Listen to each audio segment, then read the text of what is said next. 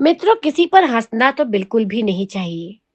हम सब जानते हैं, लेकिन हम हंसते हैं।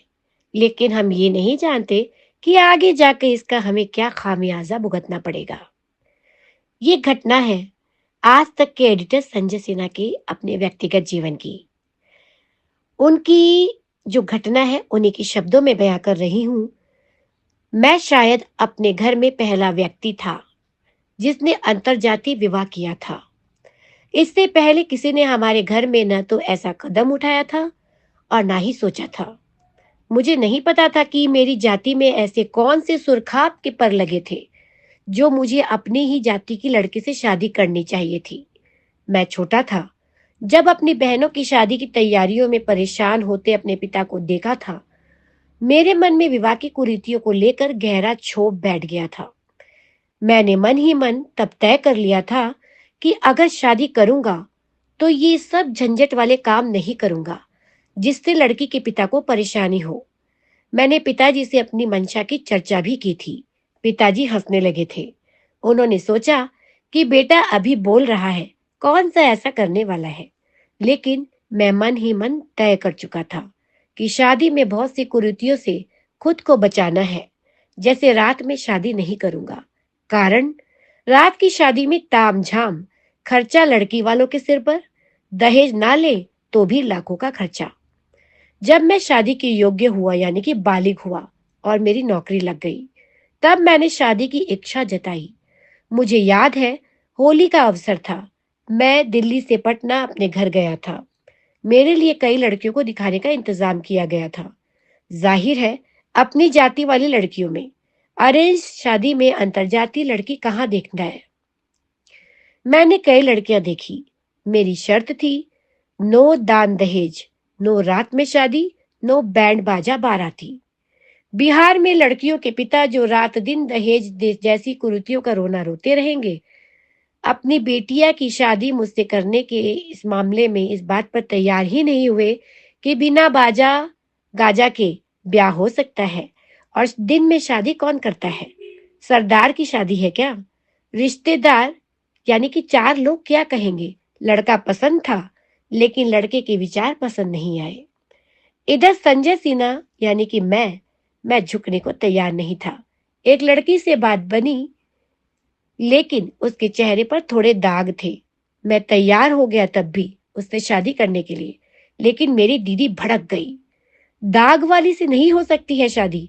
मैंने कहा कि संसार की सारी सुंदर लड़कियों की शादी ही सुंदर लड़कों से होगी, फिर कम सुंदर या दाग वाली लड़कियों का क्या होगा? इससे कौन शादी करेगा? बात बिगड़ गई। दीदी ने पिताजी से बात करके मुझसे कहा कि संजय, तुम दिल्ली लौट जाओ और जिससे मन हो शादी कर लो, लेकिन इस दाग वाली से नहीं होने देंगे तुम्हारी शादी। मैं दिल्ली चला आया। उसके आगे की कहानी कुछ इस प्रकार है। मुझे अपने ही ऑफिस में एक पंजाबी लड़की पसंद आई। उसकी सोच मेरी सोच से मिल रही थी। मैंने कहा कि शादी में ताम झाम नहीं, दहेज नहीं और रात में शादी नहीं। उसने हाँ किया और चट प्रपोजल पट विवाह का कार्यक्रम फिक्स हो गया। मैंने अपने एक एक रिश्तेदार को चिट्ठी लिखी कि फला तारीख को मेरी शादी है, आप प्लीज मत आइएगा। हम शादी के बाद आपसे मिलने स्वयं ही आ जाएंगे। और मैंने वही किया भी। बात हो रही थी अंतरजातीय विवाह की। मेरी शादी हो गई थी। कुछ लोगों ने सराहा, कुछ लोगों ने नाक भौं चढ़ाया। मेरी एक परिचित ने मेरी शादी का खूब मजाक उड़ाया। संजय सिन्हा ने खानदान की नाक कटा दी। उन्हें पहले से ही अंदेशा था कि ये लड़का ऐसा कुछ गलत काम करने वाला है जिससे उसके पिताजी शर्मिंदगी में रहेंगे। बताओ भला, अच्छा भला लड़का कहाँ सिर दे मारा, पंजाबी लड़की। अब इस घर में कौन अपनी बेटी कभी देगा? जात को जात में बदल गई। मैं निश्चिंत था, पर मेरे खतरनाक विचारों को देखते हुए पिताजी ने कभी मुझसे ये कहा था कि तुम अपनी बहनों की शादी हो जाने दो, फिर कोई कदम उठाना। उन्हें डर रहा होगा कि अगर जो संजय ने पहले ऐसा वैसा कुछ काम कर लिया तो फिर उनकी बेटियों का क्या होगा। मैंने पिताजी की इस चाहत का मान रखा। मेरी छोटी बहन की शादी होने के बाद ही मैंने अपनी जाति पर कुठाराघात किया। आप सोच रहे होंगे कि संजय सिन्हा ने आज ये कहानी क्यों सुनाई। जी हाँ, इसके पीछे एक कारण है। बात यह है कि मेरे उस परिचित जो दूर के रिश्तेदार हैं, जिन्होंने मेरी हंसी उड़ाई थी।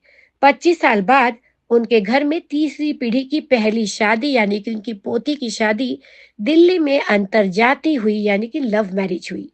फिर एक-एक करके तीसरी पीढ़ी के हर बच्चे ने जो शादी की वो जाति धर्म के बाहर हुई। कहानी खत्म। सोनाक्षी सिन्हा ने जिससे शादी की उस पर हंसने वालों से मुझे सिर्फ इतना ही कहना है कि मत हंसिए, मत हंसिए।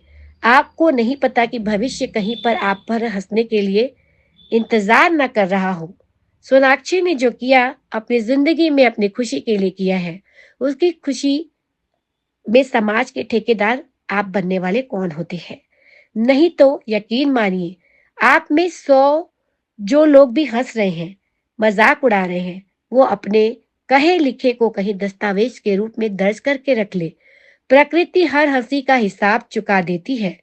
सोनाक्षी ने जो किया उसके साथ आप खड़े नहीं तो कोई बात नहीं, लेकिन हंसिए मत। हंसने वालों की हंसी उड़ते मैं देख चुका हूँ। बस आगाह कर रहा हूँ, सोनाक्षी पर तो कोई फर्क नहीं पड़ेगा। अपने कर्म का सिद्धांत क्यों बिगाड़ रहे हैं आप?